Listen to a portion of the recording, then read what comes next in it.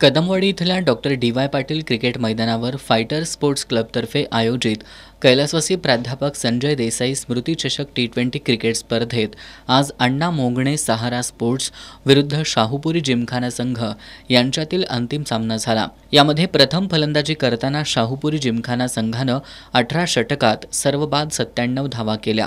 उत्तरादाखल खेळताना अण्णा मोगणे संघानं 11 षटकात 2 गड्यांच्या मोबदल्यात 101 धावा करून हा सामना 8 गडी राखून जिंकला।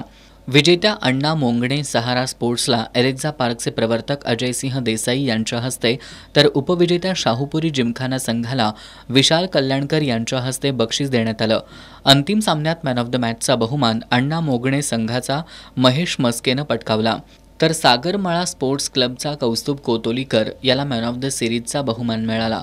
स्पर्धेत पंच म्हणून प्रथमेश बांदिवडेकर, शिवाजी कामते यांनी काम पाहिलं।